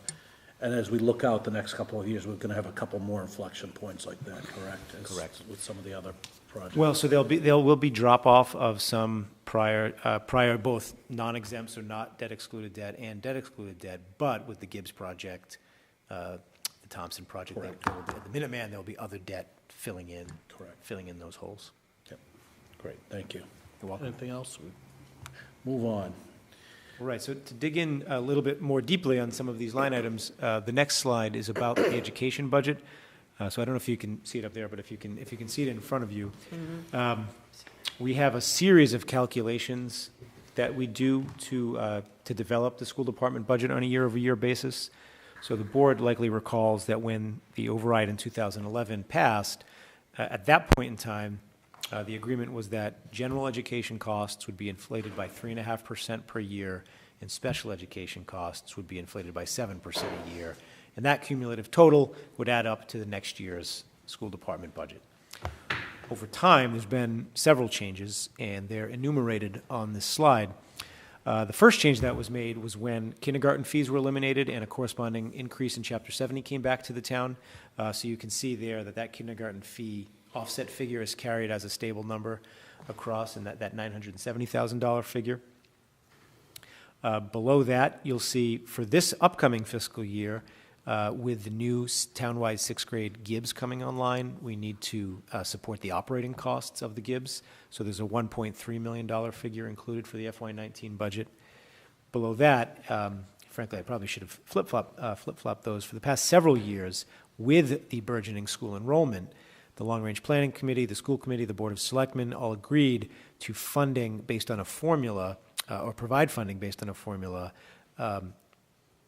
that was based on the growing school enrollment. That was a mouthful, I apologize. We call that the growth factor, and what we do is we take the current fiscal year's school enrollment growth, the number of students the increase in the number of students as of October 1st, and we multiply that by 35% of the state's Department of Elementary and Secondary Education's per pupil expenditure figure for Arlington. So the state DESC calculates per pupil expenditure figures for every city and town or every school district in the state. We take the one for Arlington, multiply that by 35%, multiplied by the number of new students, and get a growth factor. So you can see for FY19, using the FY18 enrollment growth, that growth factor is projected to be $831,000. So back up to the chart above, in terms of math, what we do is we take the growth factor from the prior year, roll that up into the base of the general education cost, multiply that number by 3.5%, and that's why you see that larger 6.52% figure across from general education. We still inflate special education by 7%, recalculate the growth factor, as you see again represented in FY19. So the total of all of those factors are what's leading to the 8.09% increase that's being proposed for the FY19 budget for the school department. Thank you, Mr. Manager. I think it's important to note also that every one of these components here is a result of long discussions of the Long-Range Planning Committee and with the manager, with representatives of the school department. Mr. Dunn and myself represent this board there, and others from the financial department. So, well, it's a fairly complicated set of components. You know, none of them are taken lightly, and it's a result of really long discussions and frankly, negotiation over these factors. I think I'm fairly stating that, yeah. Thank you. And I guess, I would say that it's worth noting that in the end, we're talking big money. We're talking big money. Yeah. You know, this is almost a $5 million increase, which is 8.09%. I think it's the right choice, and I'm glad the manager's budget says it, but it is big money. Okay. Agreed. Anything else on this slide? Okay. Thank you. So the next slide refocuses on town departmental budgets. So I have some of the highlights of what is being proposed in the FY19 budget. So not to read them to you, but we are proposing further increasing hours for the social worker at the Council on Aging. We increased hours last year as part of the FY18 budget, and when the Council on Aging Director and Health and Human Services Director went back to look at where they wanted to continue to fill needs, more social work hours to meet the needs of the seniors that are attending the senior center is what they came back with. So that is a priority we're proposing to fund in FY19. We also saw a number of requested funding increases that were sort of requested for their own individual reasons, but I saw a trend that they were being prompted by the impacts of climate change that we're seeing. So that's why I've highlighted them as such here. So the Health and Human Services Director came in and said there's a need for more mosquito control funding as well as rodent control funding. And that the reason that this funding is being requested is more rain, warmer summers, slightly warmer winters are allowing for longer breeding seasons for mosquitoes, and we're seeing mosquitoes that the Northeast has never seen before, which carry different diseases, again, due to a warmer climate that we're experiencing over time. So having more funding to combat that mosquito threat and the diseases they carry is an important thing to fund for community safety and public health. Also, we've seen an increase, not just in Arlington, but in the whole region, in a rodent population, and that is attributed, or some studies are attributing that to warmer winters where the rodent population survives better, thereby having a larger population in the summer, which we also need to combat. Hoping that the last week of December and January killed them all for this year, but we'll we'll see. We'll see if All of a that sudden, I works. have Elmer Fudd with "Kill the Rabbit, kill the..." No, sorry. But kidding aside, it's a serious issue, especially with our continuing to expand restaurant base. There's a lot of food sources in the town for rodents. So making sure that our Health and Human Services Division and our Board of Health is working with those restaurants, but we're also doing what we can on public property and working with private property owners to control the rodent population is becoming a real critical task for Health and Human Services. Corresponding with the climate change theme, though, we're also seeing the Tree Committee and the Department of Public Works pushing for expanded tree planting dollars and hours for the tree warden. We really got lucky to find an amazing tree warden. You know, the board sees Tim when he's here quite often now. He's been doing a great job, and as can often happen, someone that's doing a great job is making work for himself. So there's a lot more that he can be doing in terms of tree care and maintenance, tree watering, tree planting, managing a tree planting plan. So we're proposing to bring the tree warden to full-time in FY19, but also to increase tree planting funding so that we can start to get at some of those numbers that John Ellis from the Tree Committee presented, I believe, at the board's last meeting. So that's another key funding proposal that's included in this budget. We're also proposing to create a transportation planner to work out of the Planning and Community Development Office. It seems that the number one thing that comes across my desk and often comes across the board's desk in the form of correspondence received are matters related to transportation. Cut through traffic, speeding, bike accommodations, pedestrian accommodations, whatever it might be. It's happening more and more, and it's very challenging for TAC to keep up with that volume. And the assistant town manager, Jim Feedy, has been pitch hitting quite ably, but it's not his area of expertise. And the volume is such that it's, to some degree, is overwhelming would be the right word, but it's hard to be as responsive as the town as we want to be to those concerns of residents. We also have a lot of bigger vision things that we're trying to do. We're trying to do Mass Ave Phase 2 to re-envision what Mass Ave in the center will look like. We're working on the Lake Street Bikeway intersection. There'll be future projects regarding Mass Ave or other main roads in town and how we can make them as pedestrian and bike-friendly as possible, taking a complete streets look at it. So this budget is proposing to create a transportation planner position to work internally and also externally with TAC and with residents on these concerns. We're also proposing increasement library staffing to match up with circulation and the increased demand that the library continues to see year over year. Amazingly, even, as some may have predicted a few years ago with ebooks and Kindles, thinking that library circulation would go down, it is absolutely not the case. The library continues to be busier and busier every year. And so keeping up with the demands of the residents is challenging, and the library is, I think, well deserving of additional funding and staffing. And then finally, we are going into collective bargaining for FY19, seeking new collective bargaining contracts for FY19, 20, and 21. So we will be funding, hopefully funding contracts in the spring, but at the very least, the budget proposal as it's set forth sets aside funding for collective bargaining as we work towards agreements for the spring. questions before I move on? Anything on this slide? I just had just a couple things. On the library, I just note that I went by the library just before 2 o'clock a couple Sundays ago, and I thought it was early ticket sales for Taylor Swift. There were so many people waiting to get into the building, so clearly there is a big demand. On the climate change, I did have the opportunity to participate in the 2 workshops that the planning department did on climate change resiliency. And I sat with the public health director. I learned more about the rat issue than I ever thought I would. And lastly, as far as the senior services go, I know we've discussed this, that we don't just fund out of the general budget, but there is also a Council on Aging Transportation Enterprise Fund. And we do look at that enterprise fund to carry a number of services that might be worth us taking a look at, because whether or not they're appropriately funded through the enterprise fund or not, because obviously anything we do there, we're cutting into the core transportation services for the seniors. So those are just a couple of, that was the serious one. So thank you. Thank you. Anything else? Okay. So moving on to the long-term outlook. Some of this we've talked about, some of this I think is important to hammer home. So again, the last operating override was passed in calendar year 2011 for fiscal year 12. At that point, it was predicted to last for 3 years, FYs 12, 13, and 14. But as Select Board member Mahan said earlier, through the benefit of moving into the GIC and tremendous savings realized by that, the plan has now been extended all the way through FY 18 and projects to last through FY 20.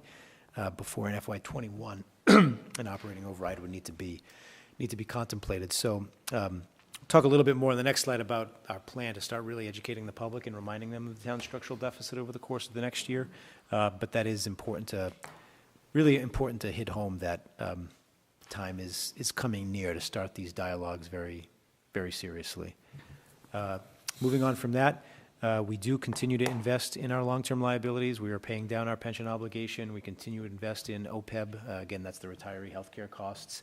There is a pretty significant OPEB liability.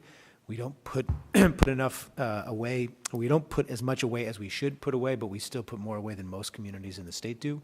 So we do well by comparison, but there is a large liability looming there for our retiree healthcare. So suffice to say, I think we do a good job. Long term, we need to consider how we can put more resources towards that liability to protect the town long term against the impacts of that liability.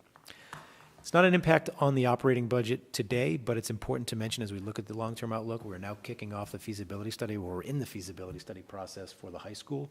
So probably about a year from this spring or summer, we'll be thinking about the amount of a high school project and needing to contemplate for the board to put on a ballot a debt exclusion question. So that's coming down, a decision to be made in FY19. It's not an operating budget decision again, but something in FY19 we need to be cognizant of.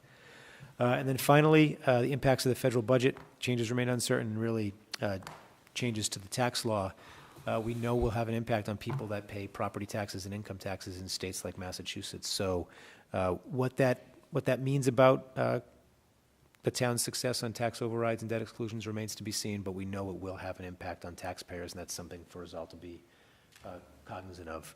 And then future budget changes. I think it's really very hard to know. What's going to continue to come from Washington these days. So I think the theme is that we need to be considering how we can continue to be, and more so, be reliant on ourselves as opposed to outside funding sources as time goes on. Do we have questions, comments? After you, no, you may ask. I had one question and then one comment. My question is around OPEB. I know that there had been some movement a couple of years ago towards OPEB reform at the state level, but I think it's stalled out. And is there any traction to take that up again at this point? So the MMA continues to advocate for OPEB reform. The MMA is one of the few advocacy groups at the statewide level that still advocates for OPEB reform. My very frank answer is, absent a financial pressure point, There's no lever, there is no traction to change it. Because ultimately, what you are impacting people's healthcare, their retirement, their healthcare and their retirement. So there had been proposals on the table, must be 3 years ago now, for state and local employees to earn their retiree healthcare in the same way that they would earn their pension. They'd have to build up over a number of years to vest at fully covered healthcare, whereas now, to get a full pension, you need to work 30-plus years. Yeah. To get full healthcare, you only need to work 10 years, then you're vested and you have your full healthcare costs covered into your retirement. And without placing a value judgment on that, there is sort of an inequity in the way those two systems work. So the prior proposal had been to make your vesting period 20 years, so you wouldn't get any retiree health care until you put 20 years into the system, and then between 20 and 30 years, you would accrue up to your full benefit. So if you did a 20-year career and your town paid 75% of health insurance, you'd get 50% of your health insurance covered by the town, and then each year that would go on, you'd work up towards the max of what your community paid towards your retiree health care. That didn't get passed, partially because there was a lot of disagreement about whether or not current employees should be grandfathered or not. So that's a debate to be had again and a decision to be made in the future, but that's a very long-winded answer of saying I don't think there's a lot of traction, absent a huge financial need to do so. Great, thank you. And my comment was just, I appreciate you highlighting the, an external factor like the federal budget. I mean,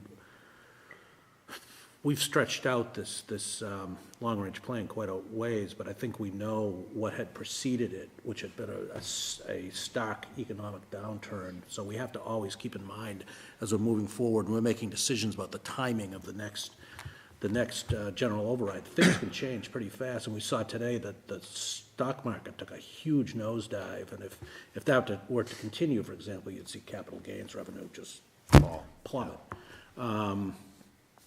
And maybe some other follow-on effects. So I think we as a board are really going to have to monitor that in conjunction with the manager very closely, because some of the long-range projections right now, fiscal situation changes, state aid, federal aid takes a dive. We're going to have to, as you said, rely on ourselves more. And I think we're going to have to adopt that mindset as we go forward. And one question that's somewhat germane to this, regarding Arlington High School moving forward. I understand, we're in initial phases and looking at kind of bringing everything together. I know we saw something that the state required us to look at other sites. Right.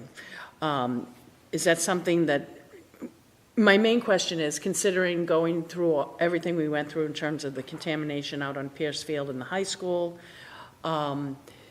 knowing that over the years on certain parts of the high school, I've wanted to and could have successfully fundraised for some improvements outside to the athletic facilities, but then it was told basically you can't open up down there. You'd have to fundraise exorbitantly and possibly opening the town to something beyond that. So to think of it in the future is, I was just wondering, is there something that we need to be concerned about in terms of the current Arlington High School site qualifying for state funding? And I'm not saying Arlington High School shouldn't be where it is, but I'm sure we need to look at turning or whatever. And then this is really a reach, because I know myself and Kevin were on the original when we had executive session meetings with Brian Sullivan and Kay Donovan and all the responsible parties and got some mitigation for what's out there.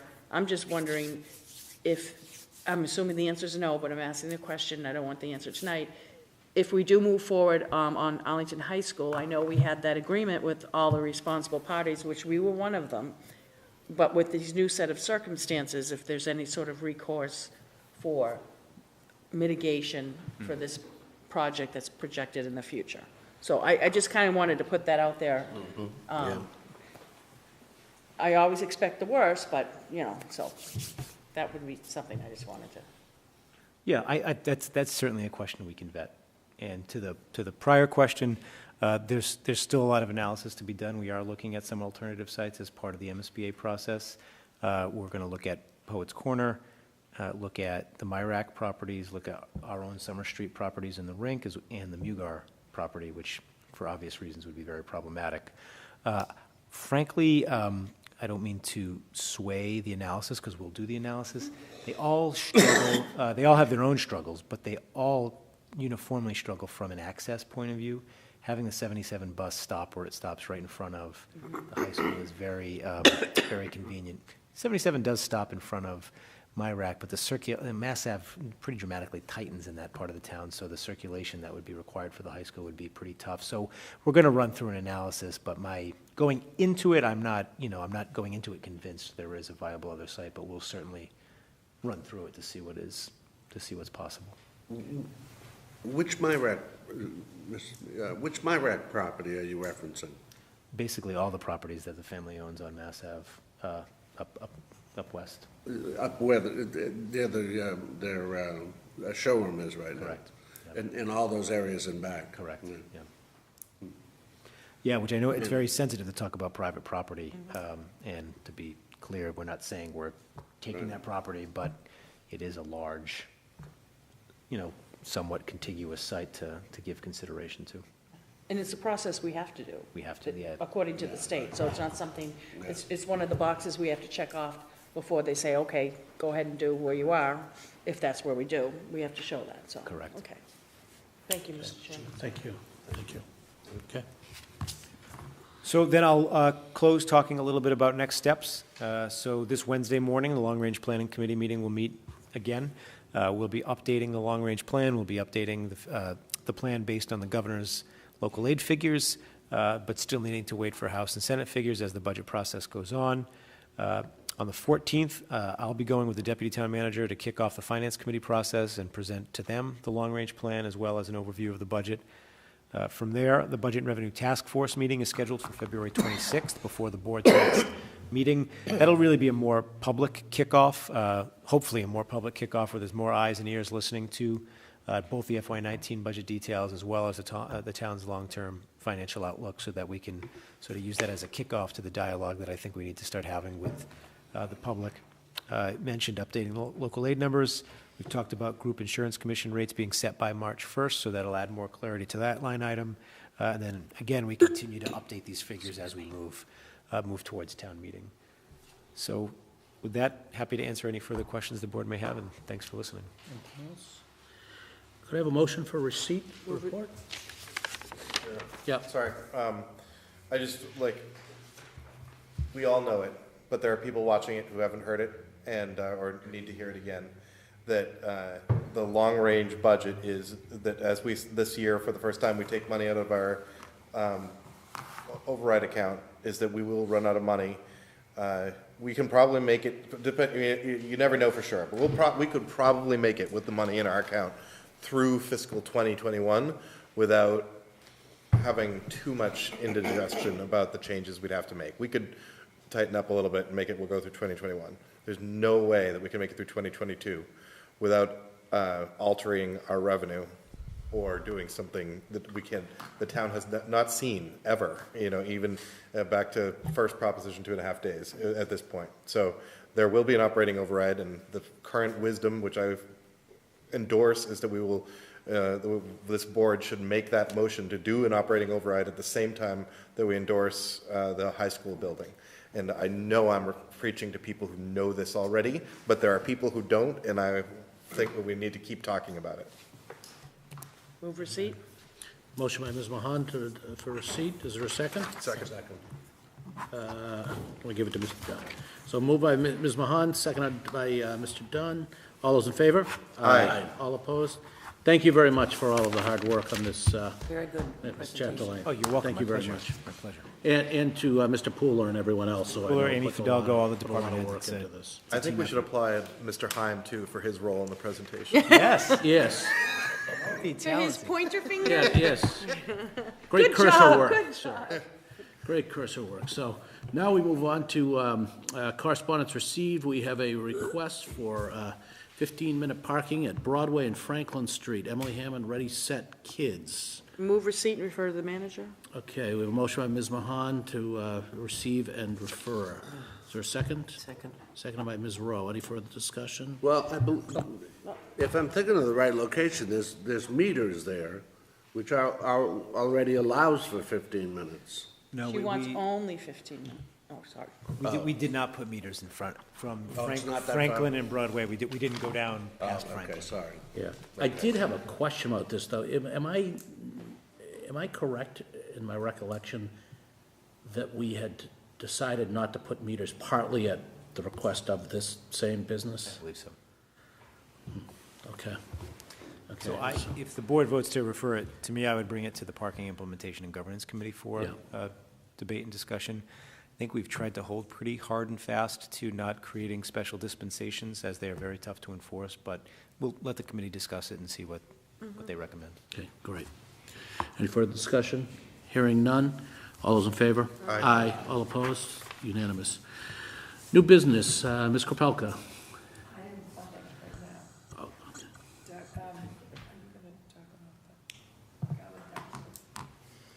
Mr. High. So 2 pieces of new business. The first is that the warrant, in terms of receipt of articles, is closed. I estimate that there will probably be about 50 warrant articles. The number could change a little bit, only because there's some things that could be, that we're contemplating whether they should be consolidated legally. There are also a few things that we'll probably have to and appropriately wait for the special town meeting warrant, just because of, A, the nature of it, and B, the timing of zoning recodification. For example, right now, we have no zoning articles in the annual town meeting warrant. The second piece I just wanted to note very quickly is that Nat Strasburg, who is in the planning department, and myself have been working actively with the MAPC on the regional bike share RFP that we agreed to join, and we're looking forward to coming back with you after some discussions and negotiations with the MAPC with a memorandum of agreement once the final vendors that are being selected are confirmed. And we feel pretty good about where things are headed with respect to this bike share agreement, which fits into a lot of the things that the manager and the board have been talking about. Excellent, thank you. Mr. Chapdelaine. So the chair already mentioned it, but I did want to mention again the municipal vulnerability preparedness sessions that happened over the course of the past few weeks. I think we probably had a collective 30 or 40 people for each session. This was talking about the impacts of climate change in Arlington, talking about sea level rise, talking about stormwater flooding, talking about heat islands, and talking about the impacts of snow and ice defined as hazards in the town. And I was just so amazed at the cross-section of people that we had in town. We had property owners, we had business owners, we had town staff, we had residents, we had committee and commission and board members, and nonprofits. I mean, we really had a wide range of people, and without knowing, my sense is not everybody there believed climate change was happening because of man-made or man's involvement in the world, but everybody agreed that things were changing and that we needed to do something about it to protect Arlington and its resources. And I thought that was a pretty powerful thing to achieve. So nothing's been done yet, but we had a great dialogue that really started to identify the things we needed to do. And a lot of it came back to the Mill Brook and building resiliency around the Mill Brook and the flooding that happens around the Mill Brook, while also leveraging it as a resource and an asset for the town. So I thought it was a really great dialogue to happen. It became very concrete, I think, when the discussion talked about flooding that we've seen there and precipitation events. When we talked about snow and ice events, it became very concrete, I think, for the participants. And being a great cross-section, there were really very good conversations there about varying priorities and ways to tackle this. So, thank you to the planning department for organizing it. Absolutely. That's all I have. That's it. Okay. Mr. Grilli. No, I'm all set, thank you. Ms. Mahone. Ditto. Nothing. Nothing. Oh, I feel like I'm on the spot. I just had 2 things I just wanted to note quickly. I just want to recall that in our goals, we put in something to take a look at the way that we approach our applications and permits and licenses, and a working group was established, and I've been representing the board on that. We've had representation from our office, from the town manager's office, from planning, Board of Health, getting together and taking a look at this. And actually a working group with Mr. Kurowski and Ms. Carter have done particularly large amount of work on this.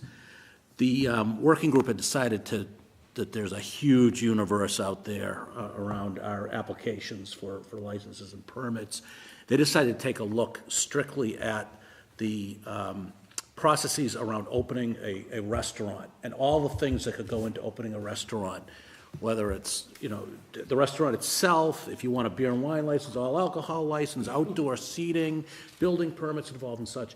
They did a graphical workflow. There must be at least 50 potential steps in there spanning, they were looking at our office, Health and Human Services, and inspectional services, and they've mapped that out and tried to take a look at where there are redundancies in the application process, where somebody has to fill out, as an example, fill out the same piece of information several times for each of the boards, or maybe there's potentially confusion and handoff between the different boards.